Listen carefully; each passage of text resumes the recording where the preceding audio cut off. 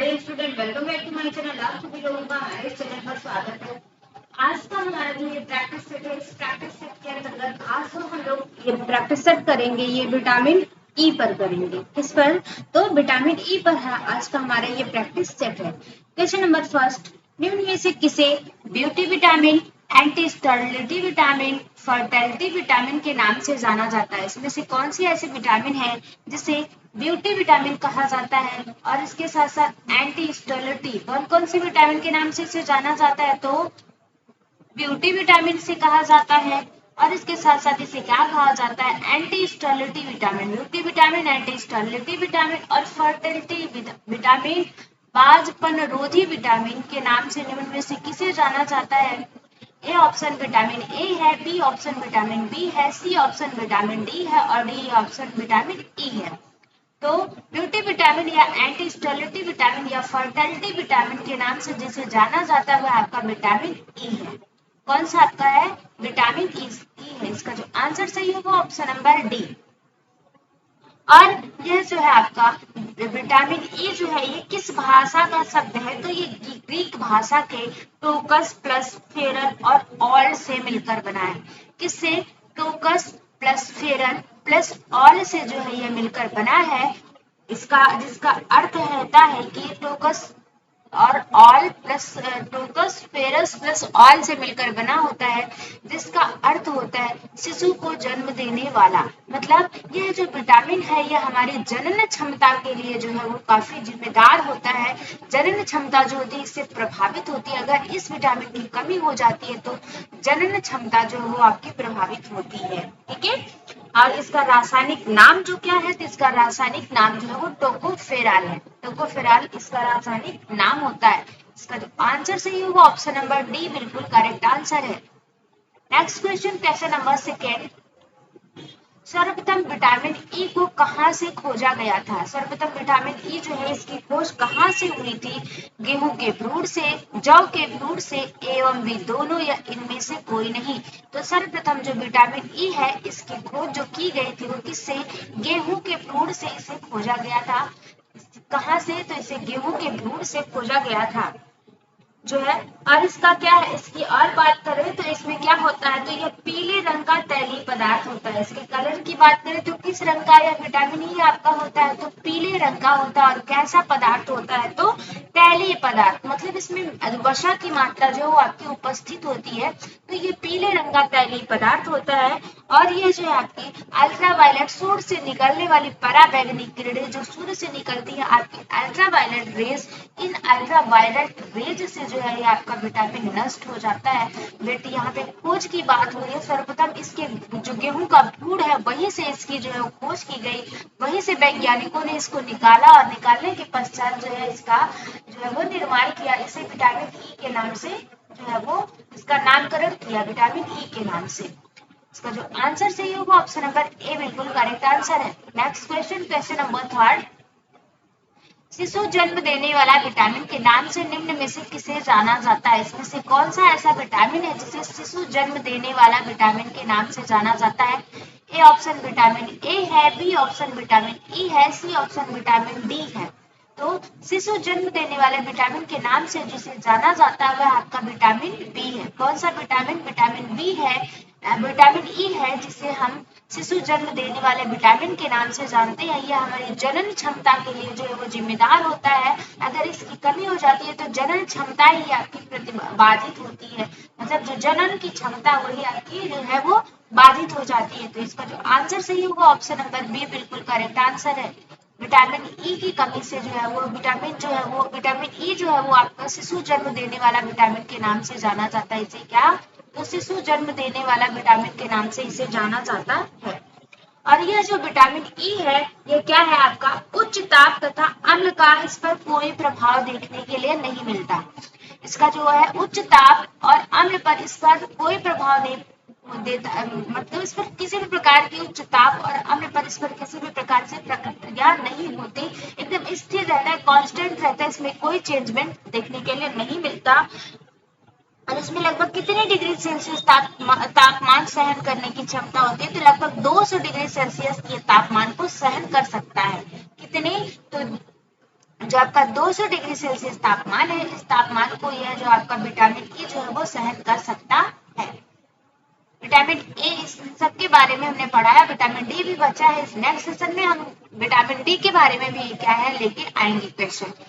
Next question, question number 4, वसा में घुलनशील विटामिन ई मुख्यतः कितने रूपों में पाया जाता है? वसा में जो घुलनशील, पहली बात तो विटामिन ए किसमें घुलनशील होता है? विटामिन ई जो है वो आपका वसा में घुलनशील विटामिन है और यह मुख्य रूप से कितने रूपों में पाया जाता है? तो 2, 3, 4, 5। तो वसा में घुलनशील विटामिन ई जो है वह आपके कितने रूपों में? 2 रूपों में पाया जाता है। कितने रूपों में? तो यह जो है आपका 2 रूपों में पाया जाता है। इसका जो आंसर सही होगा ऑप्शन नंबर ए बिल्कुल करेक्ट आंसर। कितने? ये 2 रूपों में पाया जाता है।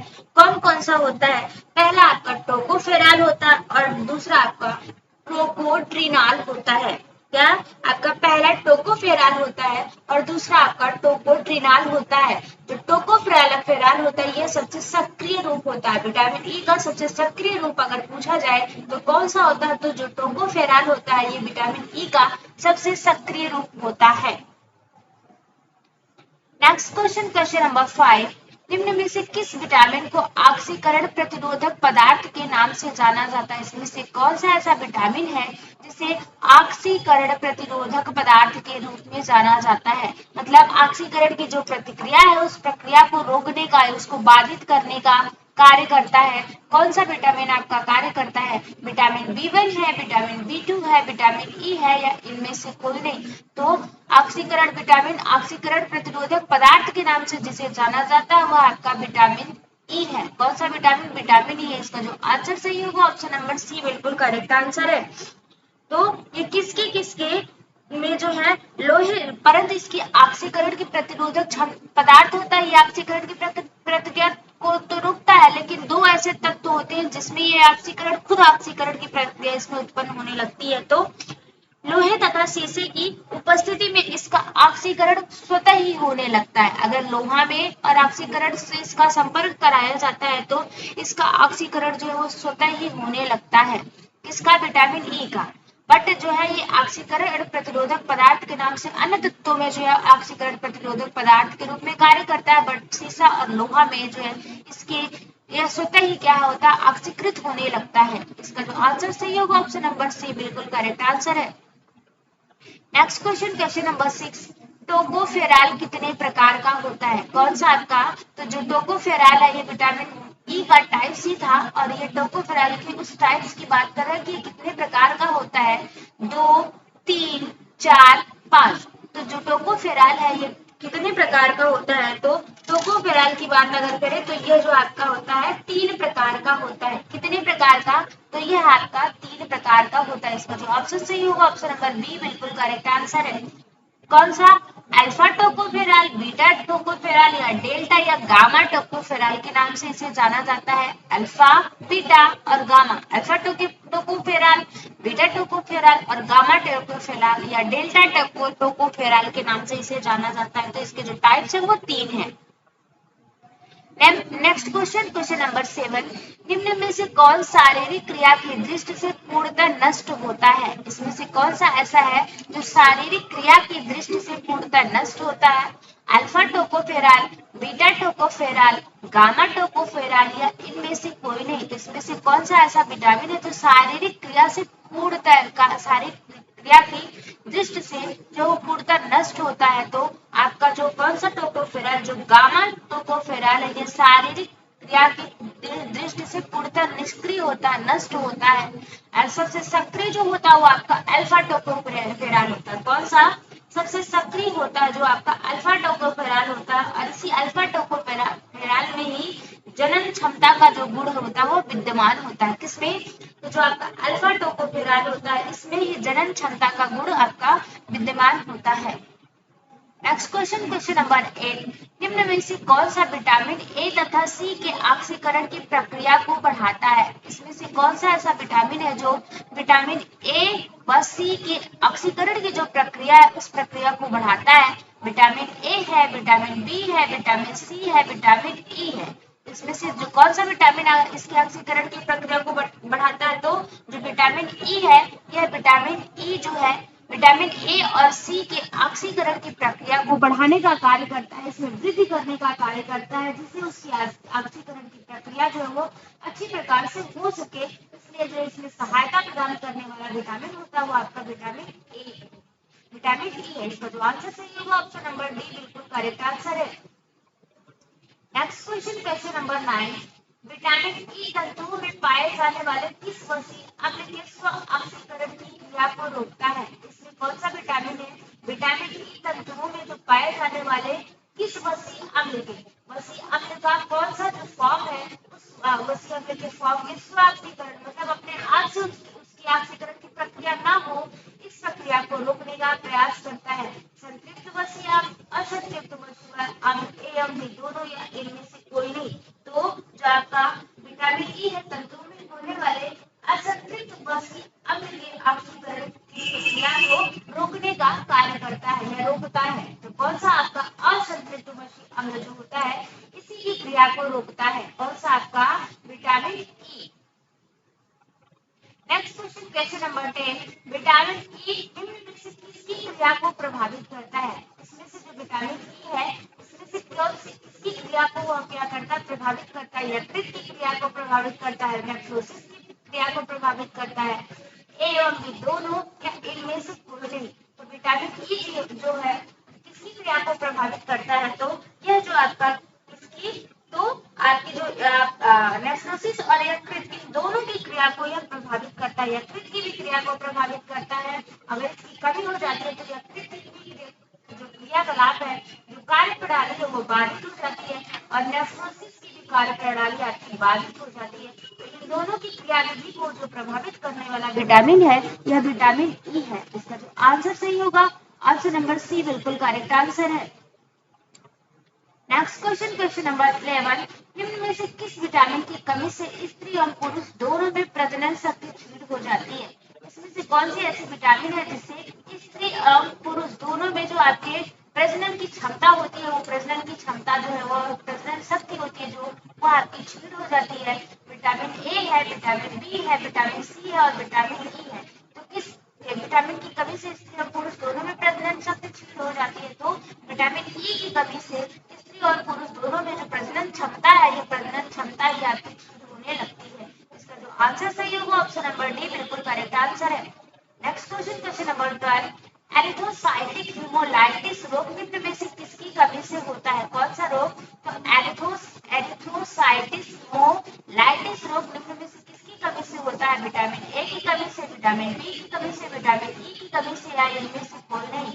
एरिथ्रोसाइटिस हीमोलाइटिस रोग जो है वो किसकी कमी से होता है? तो यह जो होने वाला रोग है आपके विटामिन ई की कमी से होने वाला रोग है। इसका जो आंसर सही होगा ऑप्शन नंबर सी बिल्कुल सही आंसर होगा। इसमें जो आरबीसी होती है इस आरबीसी की क्रिया जो है वो बाधित हो जाती है, मतलब आरबीसी की इसमें धीरे धीरे कमी हो जाती है और शरीर में रक्ताल्पता की स्थिति देखने के लिए मिलती है। इस रोग में किसमें एरिथ्रोसाइटिस हीमोलाइटिस रोग में। और यह होता किसकी कमी से है? तो जब विटामिन ई की मात्रा कम हो जाती है तो ये जो रोग आपको देखने के लिए मिलता है आरबीसी इसमें आपकी प्रभावित होने लगती है। इसका जो आंसर सही होगा ऑप्शन नंबर सी बिल्कुल करेक्ट आंसर है। क्वेश्चन नंबर 13, विटामिन ई के कार्य निम्न में से कौन से हैं? किसके कार्य की बात हो रही है? तो विटामिन ई के कार्य इसमें से कौन सा है? प्रजनन में सहायक, विटामिन ए तथा कैरोटीन को ऑक्सीकृत होने से रोकना, न्यूक्लिक अम्ल तथा प्रोटीन के चयापचय में सहायक, उपरोक्त सभी। तो विटामिन ई के कार्य जो है वो आपके क्या है? प्रजनन में सहायक, यह हमारे प्रजनन में भी सहायता प्रदान करता है। विटामिन ए तथा कैरोटीन को ऑक्सीकृत होने से रोकना, यह विटामिन ए और जो उसका पूर्वगामी रूप कैरोटीन है उस कैरोटीन के ऑक्सीकरण की प्रक्रिया को जो है वो रोकने का प्रयास करता है, रोकने का कार्य करता है। न्यूक्लिक अम्ल तथा प्रोटीन के चयापचय में सहायक जो न्यूक्लिक अम्ल होता है और प्रोटीन का क्या जो मेटाबॉलिक प्रोसेस होता है उस मेटाबॉलिक प्रोसेस में भी सहायता प्रदान करता है। इसका जो आंसर सही होगा ऑप्शन नंबर डी बिल्कुल करेक्ट आंसर है। कौन सा आंसर इसका सही है? तो जो डी आंसर है इसका बिल्कुल करेक्ट आंसर है। Next question number 14, vitamin E की कमी का प्रभाव निम्न में से किस पर पड़ता है? किस पर पड़ता है? तो विटामिन ई की कमी का प्रभाव निम्न में से किस पर पड़ता है? प्रजनन क्षमता में कमी, बार बार गर्भपात होना, मधुमेह संबंधी विकार होना या उपरोक्त सभी। तो प्रजनन क्षमता में कमी, विटामिन ई की कमी का प्रभाव जो देखने के लिए मिलता है, तो इसमें प्रजनन क्षमता में भी आपकी कमी होती है। और बार बार गर्भपात, अगर इस विटामिन की कमी हो जाती है तो आपका बार बार जो है वो गर्भपात जो है वो देखने के लिए मिलता है। ये जो विटामिन है ये आपका फर्टिलिटी विटामिन ही है, जनन क्षमता को बनाए रखने का या जनन क्षमता में वृद्धि करने का जो विटामिन है वो आपका विटामिन ई है। अगर इसी की कमी हो जाती है तो बार बार गर्भपात भी देखने के लिए मिलता है। और जो प्रजनन क्षमता है, इस प्रजनन क्षमता में भी आपकी कमी देखने के लिए मिलती है। मधुमेह संबंधी विकार होना, और इसके साथ साथ इसमें क्या होता है, तो मधुमेह संबंधी विकार भी देखने के लिए मिलता है। इसका जो आंसर सही होगा ऑप्शन नंबर डी बिल्कुल करेक्ट आंसर है। Next question, question number 15, vitamin प्राप्त के स्रोत निम्न में से कौन से हैं? इसमें से विटामिन प्राप्त के स्रोत की बात की जाए तो इसमें कहां से विटामिन ई के प्राप्ति के स्रोत निम्न में से कौन कौन से हैं? यहाँ पे ई छूट गया है, तो विटामिन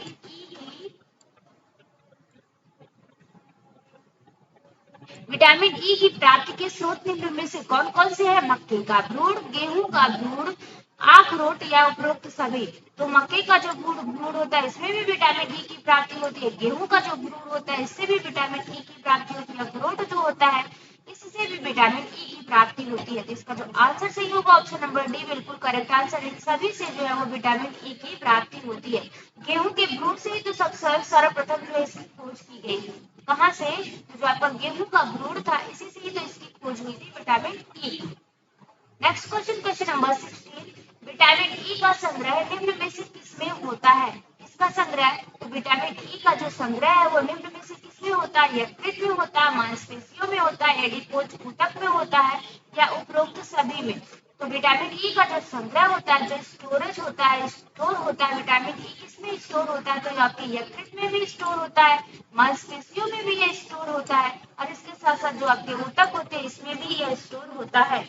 इसका जो आंसर सही होगा ऑप्शन नंबर, किसमें यह आपका स्टोर होता है? तो इस तीनों में भी यह आपका स्टोर होता है, यकृत में भी ये स्टोर होता है, मांसपेशियों में भी ये स्टोर होता है, और जो आपके एडिपोज ऊतक होते हैं इसमें भी यह स्टोर होता है। जिसका जो आंसर सही होगा ऑप्शन नंबर डी बिल्कुल करेक्ट आंसर है।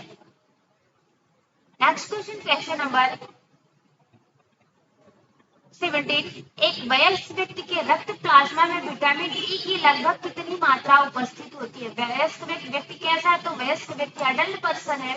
अडल्ट पर्सन का जो रक्त प्लाज्मा होता है, इस रक्त प्लाज्मा में विटामिन ई की मात्रा लगभग कितनी मात्रा उपस्थित होती है? 9.1 mg पर डे, 9.1 mg पर 100 ml, 8.1 mg पर 100 ml, 7.2 mg पर 100 ml और 6.1 mg पर 100 ml। तो एक वयस्क व्यक्ति के रक्त प्लाज्मा में जो विटामिन ई की लगभग मात्रा उपस्थित होती है वो कितनी मात्रा आपकी उपस्थित होती है? तो 9.1 mg पर 100 ml जो है इसकी मात्रा उपस्थित होती है। Next question, question number 18, vitamin E के अवशोषण के लिए निम्न में से किस तत्वों का रहना नितांत आवश्यक है? निम्न में से किस तत्व का रहना जो है वो आपका नितांत आवश्यक होता है? इसमें से कौन सा ऐसा तत्व है जिसकी आवश्यकता विटामिन ई के अवशोषण में बहुत जरूरी होती है? इसके बिना उसका अवशोषण जो है वो क्या कहीं ना कहीं बाधित होता है। तो विटामिन ई के अवशोषण में किस तत्व का रहना नितांत आवश्यक है? वसा का, पित्त रस का, एवं भी दोनों का, या इनमें से कोई नहीं? तो जो आपका है विटामिन ई के अवशोषण में जिन तत्वों का जरूरत होती है, इसके अवशोषण में जिन तत्वों का रहना नितांत आवश्यक होता है, वसा का भी रहना नितांत आवश्यक होता है, और पित्त रस का भी रहना नितांत आवश्यक होता है। तो इसका जो आंसर सही होगा ऑप्शन नंबर सी बिल्कुल करेक्ट आंसर है। कौन सा आंसर? तो सी आंसर है, बिल्कुल करेक्ट आंसर है। इन दोनों का रहना जो है वो नितांत आवश्यक होता है। अगर इन दोनों की प्रेजेंटिंग नहीं होगी तो इसका अवशोषण जो है वो अच्छी प्रकार से नहीं हो पाएगा। इसका जो आंसर सही होगा ऑप्शन नंबर सी बिल्कुल करेक्ट आंसर है। Next question, question number 19, vitamin E का संग्रह सर्वाधिक होता है? विटामिन ई का संग्रह किसमें होता है? किसमें सर्वाधिक होता है? यकृत में, मांसपेशी में, नाड़ी में, या उपरोक्त सभी में? तो विटामिन ई का जो संग्रह होता है वो किसमें होता है? आपका सबसे ज्यादा जो संग्रह तो सब में होता है, यकृत में भी होता है, नाड़ियों में भी होता है, और मांसपेशियों में भी होता है, बट यहाँ पे सर्वाधिक की बात हो रही है बात हो रही है तो सर्वाधिक क्वेश्चन में पूछ रहा है सर्वाधिक किसमें होता है, तो जो आपका यकृत होता है इसमें सर्वाधिक विटामिन ई का जो है स्टोरेज होता है, संग्रह होता है। Next question, question number 20, vitamin E निम्न में से किसमें अल्प मात्रा में पाया जाता है। जो आपका विटामिन ई होता है वह इसमें से किसमें अल्प मात्रा में उपस्थित होता है, दूध में, अंडा में, मक्खन में या उपरोक्त सभी में। तो विटामिन जी जो ई है ये किसमें सर्वाधिक अल्प मात्रा में उपस्थित होता है, तो आपका जो यह अल्प मात्रा में उपस्थित होता है, दूध में भी कम मात्रा में ही पाया जाता है, अंडा में भी इसकी मात्रा कम होती है और मक्खन में भी इसकी मात्रा कम होती है। तो इसका जो आंसर सही होगा ऑप्शन नंबर डी बिल्कुल करेक्ट आंसर है। सब में इसकी मात्रा जो वो कम देखने के लिए मिलती है। इसमें इस सब में इसकी मात्रा जो वो कम होती है। ये रहा हमारा आज का 20 क्वेश्चन जो कि पूरे का पूरा विटामिन ई पर क्वेश्चन था। नेक्स्ट सेशन में नए विटामिन के साथ फिर हम आपसे मिलते हैं। तब तक के लिए thank you so much for watching.